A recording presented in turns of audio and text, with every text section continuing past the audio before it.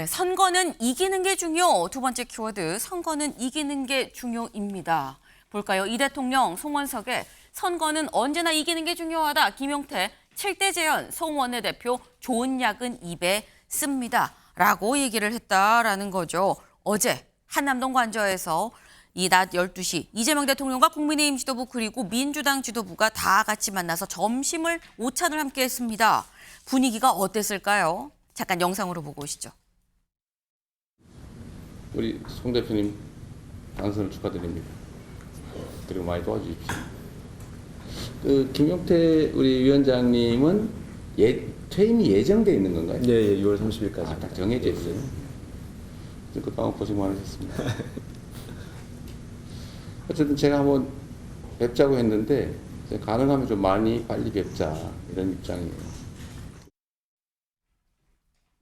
네, 웃으면서 뭐 이렇게 얘기를 하는 부분이 보입니다. 제가 좀 빨리 보자고 했어요. 사실 더 나중에 다른 여야 뭐 교섭 비교섭 이 대표들 다 같이 보자고 했는데 제가 따로 좀 저희만 좀 보자고 했습니다라고까지 얘기를 하는 모습 보셨죠. 분위기가 좋았던 것 같습니다. 근데 저 모습이 있기 전에 살짝 이런 얘기도 나눴다라는 거예요. 먼저 송원석 원내대표가 들어오면서 축하드립니다라고 얘기를 했죠. 그러니까 아유, 제가 축하드립니다라고 이재명 대통령이 얘기를 했습니다. 근데 그러면서 한 얘기, 선거는 언제나 이기는 게 중요하죠라고 얘기를 했다. 김광선 변호사님, 선거는 언제나 이기는 게 중요하다. 어떻게 들으셨습니까? 굉장히 이제 함축된 의미가 있죠. 일단은 같이 했던 이제 원내대표에게 선거에 이겼잖아요, 최근에. 그러니까 축하의 말을 전하면서 아마 본인도 이제 전 대선에서 이재명 대통령이 패배했지 않습니까? 근데 이번에 이기고 나니까 여러 가지 많은 생각이 들 거예요. 특히 좋은 점이 훨씬 많겠죠. 그래서 역시 선거는 이겨야 하는구나. 이제 이런 걸 다시 깨닫는 기회가 됐을 거예요. 그래서 이제 저 의미 자체는 굉장히 함축적인 의미가 있다. 그러니까 상대방에 대해 축하도 하면서 네. 내가 선거에 이겨야 한다는 것을 몸소 체험을 했다. 그런 의미를 좀 받아들여질 수 있다 이렇게 봅니다. 네, 여러 가지 뜻이 좀 함축돼 있는 얘기 아니었겠느냐라는 말씀을 지금 하셨어요. 네. 근데 지금 이 자리에서 약간 뼈 있는 얘기도 살짝 지금 오간 것 같은데 그럼 이런 얘기 사이에서 구체적으로 이렇게 약간 뭐 날씨 얘기만 하고 아유 당선 축하드립니다 이런 얘기만 하고 끝났느냐라는 거죠. 다음 기사 볼까요? 김민석 논란 꺼낸 야당, 이 대통령 청문회 해명 지켜봐야. 국민의힘에서는 김민석 총리 후보자에 대한 논란을 얘기를 하면서 지명 철회를 요구하고 나섰습니다. 그 얘기 잠깐 들어보고 오시죠. 총리 후보자에 대한 의혹이 사실 감당하기 힘들 정도로 많이 나오고 있습니다. 인사청문 대상자가 청문회에 필요한 자료 제출은 하지 않고 청문위원을 조롱하고 비아냥대는 글을 또 올리고 있습니다. 국회를 이렇게 우습게 아는 분이 총리가 되었을 경우에 그것이 과연 이재명 정부의 성공 또 이재명 대통령의 성공에 얼마나 도움이 될는지 이런 부분을 신중하게 좀 고려해 주시면 좋겠다 하는 말씀을 드립니다. 대통령께서는 청문회 과정에서 본인의 해명을 지켜보는 것이 바람직하다고 하셨습니다. 특히 가족의 신상까지 다 문제 삼는 분이기 때문에 능력 있는 분들이 입각을 꺼린다는 고충도 설명하셨습니다. 네, 지금 들어보셨죠. 일단 김민석 후보자에 대해서 문제가 있습니다라고 얘기를 하니까 청문회를 좀 지켜보십시다라고 얘기를 했다라는 거예요. 김민석 철회 요구의 이 대통령 청문회 해명 보는 게 바람직하다. 근데 이 얘기가 김진욱 대변인님. 청문회 해명 보는 게 바람직하다라는 얘기가 두 가지로 사실 해석이 될 수가 있죠. 첫 번째는 해명을 보면 이해가 될 겁니다. 의혹이 해소가 될 거예요가 하나가 있고 또 다른 하나는 우리 같이 한번 청문회 어떻게 뭐라고 얘기하는지 좀 보십시다. 나도 좀 궁금한 이렇게 되면은 그냥 지명 철회 가능성이 좀 열려 있다라고 해석이 될 수 있는 건데 두 개 중에 뭐냐는 거죠. 제가 볼 때는 전자일 것이다라고 봅니다. 이재명 대통령께서 지난번에 G7 순방을 나가시는 길에 기자들과의 간담회에서도 내가 물어보니까 충분히 이해가 되더라 이렇게 말씀을 하신 적이 있어요. 그래서 김민석 후보자에게 지금 제기되고 있는 의혹들 이런 것들은 충분히 해소가 될 수 있다. 특히 인사청문회를 통해서 그 자리에서 김민석 후보자가 소상하게 해명 절차를 갖겠다고 하니까 믿고 기다려달라 이런 의지가 표명이 된 게 아닌가 싶습니다. 네. 지금 말씀은 일단 뭐 보면은 알지 않겠느냐, 내가 직접 물어도 봤다라고 본인 얘기를 했었던 만큼 그 연장선으로 좀 봐야 된다라고 말씀을 하셨어요. 근데 이 얘기는 사실 국민의힘에서 얘기한 부분에 대해서 그냥 듣고 원론적으로 좀 답변을 했다라고 볼 수 있는 건데, 근데 김민석 후보자에 대해서 이거 살짝 좀 옆길일 수도 있긴 합니다만 다음 기사를 좀 볼까요? 네. 검찰 김민석 수사에 해체 앞둔 집단의 최후 발악 시작됐다. 그러니까 지난 금요일이죠. 금요일 날 검찰에서 김민석 후보자의 이 재산 신고 누락 의혹과 관련해서 고발이 들어왔는데 이 고발에 대해서 사건 배당을 수사팀에 했습니다. 때문에 민주당은 이게 검찰 개혁을 우리가 하려고 하니까 여기서 말한 것처럼 뭐 최후 발악을 하는 거 아니겠느냐라는 얘기, 이런 시각으로 지금 보고 있는 건데, 근데 뭐 이런 걸 다 차치하고 김광삼 변호사님, 총리로 본회의에 통과가 되면 사실 민주당이 과반이기 때문에 충분히 통과가 될 거라는 예상이 가능하거든요. 그러면 현직 총리가 검찰 조사를 받게 되는 거냐라는 거예요. 그런데 지금 특히 이제 전현희 최고가 네. 최후의 발언이나 이런 말 하고 있는데 이게 아마 법적인 어떤 시스템을 모르고 하지는 않을 건데 정치적 언사다 저는 그렇게 보거든요. 고발이 됐잖아요. 네. 그러면 검찰에 고발이 되면 검찰서 이거 뭉갤 수 있나요? 전사 시스템이 다 올라가고 이게 당연히 배당을 해야 하는 거예요. 단지 이제 수사 시점을 검찰이 어느 때 잡느냐 이게 중요한 거거든요. 그럼 검찰이 이제 고발장을 배달했어요. 배당을 했어요. 그럼 검찰이 지금 김민석 총리 지명자 나와서 조사 받아라. 그러면 여기에 대한 비판은 제가 볼 때는 뭐 충분히 할 수 있다고 봐요. 근데 사건을 고발을 했어요. 그럼 그걸 갖다 그냥 배당을 했는데 이걸 뭐 해체를 앞둔 최후 발악이다. 이런 말 쓰는 것은 지금 야당이 아니에요. 지금 여권이잖아요. 여권이면 사실 검찰 자체도 어떻게 보면 여권의 눈치를 보고 대통령의 눈치를 볼 수 없는 입장인데 네. 이걸 이제까지 이렇게 하는 것은 과도하다고 보고 야당의 기질을 잘 못 버렸다 이렇게 봐요. 아직 실감이 안 나는 것 같아요. 그러니까 너무나 이렇게 반대를 위한 반대 이런 걸 한다고 이렇게 보는데 일단 이제 고발장 접수가 됐기 때문에 네. 일단 고발인 조사해야겠죠. 그런데 그 내용 중에 예를 들어서 금전과 관련해서 공직자윤리법 위반할지 이런 게 있으면 어떻게 조사를 안 할 수 있겠습니까? 조사 안 하면 특혜다고 되겠죠. 그걸 갖다 만약에 조사를 계속 않고 뭐 그냥 가지고 있으면 경우 때 또 직무유기로 또 지금의 야당이 또 고발할 수도 있어요. 그래서 검찰 자체는 고발장이 들어왔으니까 시스템에 의해서 하면 되는 것인데 네. 이 고발장 배당 자체를 보고 이걸 뭐 최후의 발언 이렇게 말하는 것은 제가 볼 때 인식이 잘못됐든지 아니면 일부러 정치적으로 저런 발언을 한다 이렇게 봅니다. 네. 사실 제가 드린 질문은 이 부분이 또 궁금했었는데, 그러니까 어쨌거나 뭐 민주당에서 뭐 강하게 뭐 비판을 하고 할 수 이런 부분이 있는데, 그래서 최종 어쨌거나 총리가 된다고 하면 그러면 총리 신분으로 검찰 조사를 받으러 가야 되는 거냐라는 부분 사실 여쭤봤었었는데, 김진욱 대변인님, 만약에 사실 김민석 후보자는 민주당 그리고 이재명 대통령이 결심을 하면 충분히 통과가 될 수 있는 상황인 거거든요.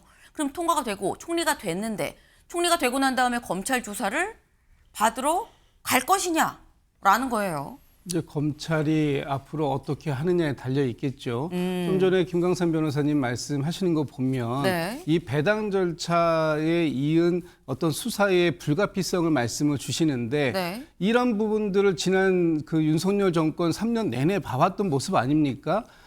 야당 정치인에 대해서 고발하고 시민단체나 어떤 기관을 뭐 지금 또 이런 프로 고발러 같은 분들이 고발을 하고 그러면 바로 그것을 검찰이 배당하고 수사에 이어지고 네. 그래서 기소하고 이렇게 정치 검찰의 행태처럼 보이는 모습들을 지난 3년 내내 봐왔어요. 그런데 지금 새 정부가 출발하자마자 첫 그 인사 대상인 국무총리 후보자에 대해서 고발하고 검찰은 바로 배당하고 수사를 들어갈 겁니다. 그리고 지금 저희 국민의힘에서는 피의자 신분의 그 후보자가 말이 되냐, 자진 사퇴해라, 이런 식으로 과도하게 정치 공세를 이어가고 있지 않습니까? 이런 모습들을 얼마나 더 지켜봐야 될지 국민들 입장에서는 좀 답답한 부분이 있다라는 부분, 저는 뭐 말씀을 드려야 될 것 같아요. 네. 그러니까 지금 말씀은 이게 사실 검찰 하기 나름 아니겠느냐. 그런데 지금 나오는 이런 상황은 앞서서 그러니까 이른바 이 정치 검찰이라고 비판을 받는 그런 행태들과 다를 게 없지 않느냐. 그러니 우리가 이렇게 얘기를 하는 거다라고 또 말씀을 하셨어요. 네. 사실 이런 부분이 관련해서 사실 이재명 대통령에 대해서도 이런 이 비판을 국민의힘에서 했었던 적이 있죠. 재판 문제 부분입니다. 재판을 계속 받을 것이냐 말 것이냐 이 부분. 근데 어제 김용태 비대위원장이 이 얘기를 공개적으로 꺼내 들었습니다. 직접 들어보고 오시죠. 사법부의 독립과 모든 국민은 법 앞에 평등하다는 헌법 가치, 민주공화국을 유지시키는 핵심 기둥입니다. 대통령께서 앞으로도 대통령의 재판과 관련된 입법은 없을 것이며 대통령의 재임 전 진행 중인 재판 진행 여부에 대해서는 사법부의 헌법 해석에 전적으로 맡긴다는 것, 그리고 만약에 사법부가 재판을 연기한다면 임기가 끝나고 재판을 받겠다는 것을 약속해 주신다면 민주공화국의 헌법 정신을 국민들께서 체감하는 데 크게 기여할 것이라고 생각이 듭니다. 사법 독립에 대해서 말씀하셨는데요. 정말로 우리 국민의힘에서 진정성을 보이려면 요구하기 전에 저는 반성하는 것이 여람되지는 죄송합니다.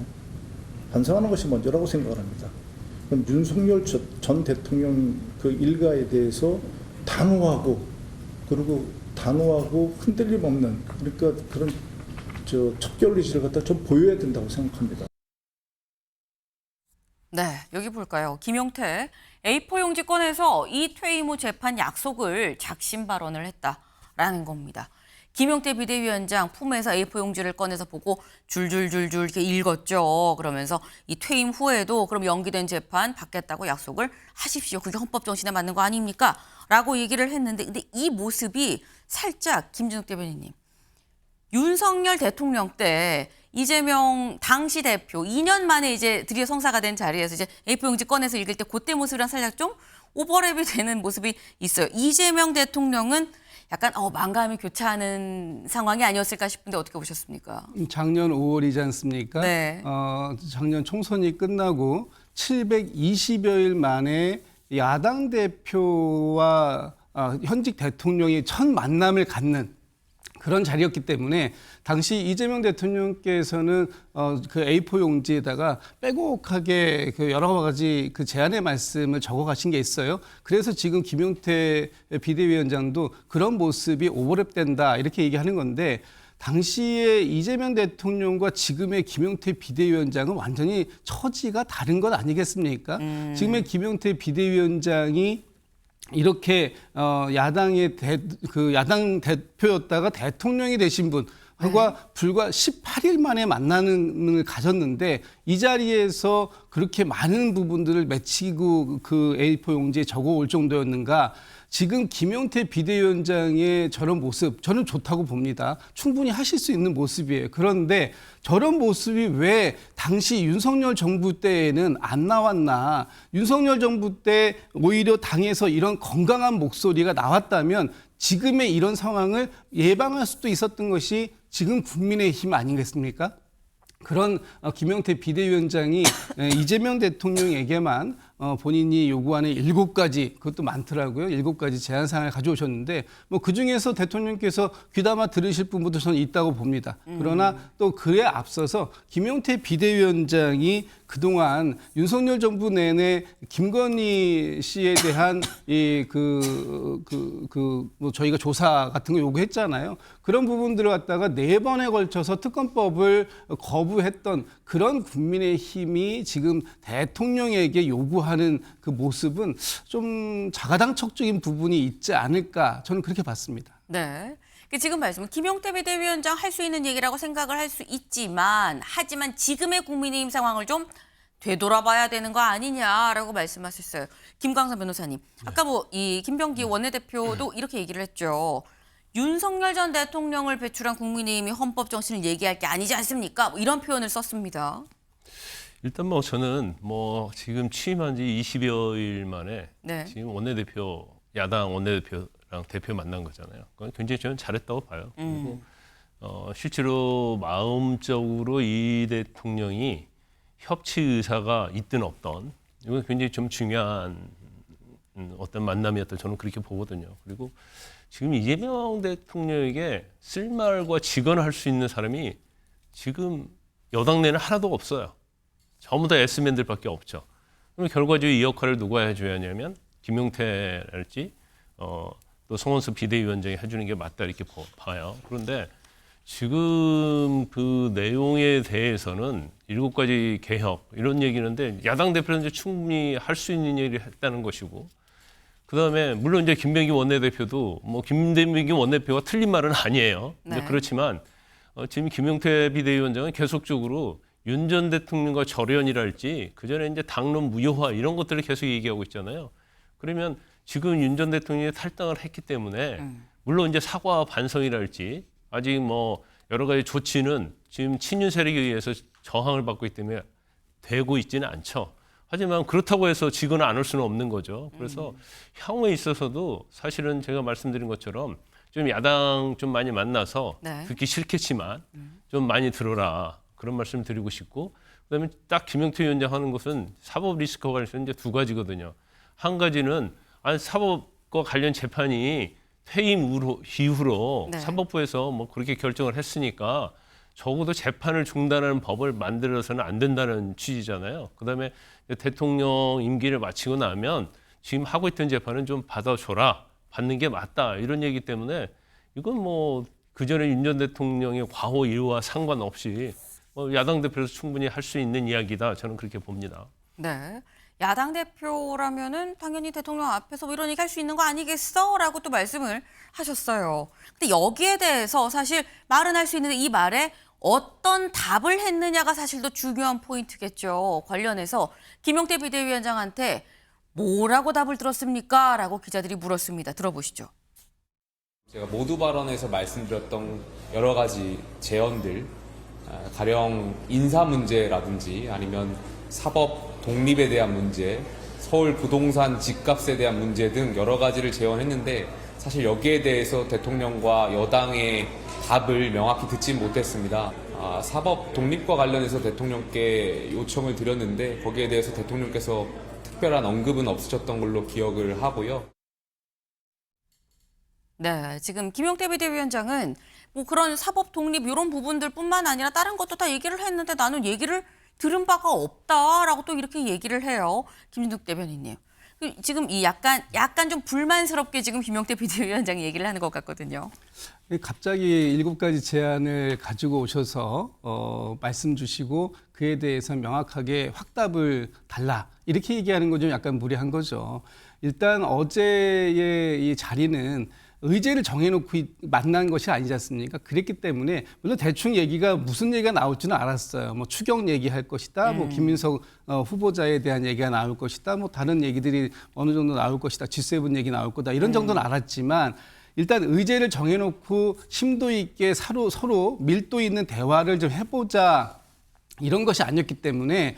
그런 상황 속에서 단일화된 어떤 결론을 또 합의안을 도출하는 건 사실은 좀 무리가 있는 형식이죠. 앞으로 이제 그런 만남들을 만들어 나갈 수 있다라는 네. 단초를 어제 만들어 놨다라는 것. 이것이 굉장히 중요한 의미를 갖는 것이고 이재명 대통령께서도 그런 말씀을 하셨다 그래요. 참모들이 7월 초에 하시는 게 어떻겠습니까? 라고 했을 때 아마 그 의미 중에는 지금 김용태 비대위원장의 임기가 6월 30일까지로 정해져 있는데 그 이후에 새롭게 비대위원장이 만들어지면 그분하고 같이 하시는 게 오히려 더 좋지 않겠습니까? 라는 그런 참모들의 판단도 있었겠죠. 그럼에도 불구하고 대통령께서는 그럴 필요 없다. 지금 이 상황 속에서 앞으로 자주 만날 건데 누구랑 어떤 형식으로 만나는 것이 무엇이 중요하냐라고 본인이 이 정치의 복원 또 대화의 복원 이런 소통을 더 자주 하겠다라는 강력한 의지를 피력한 만큼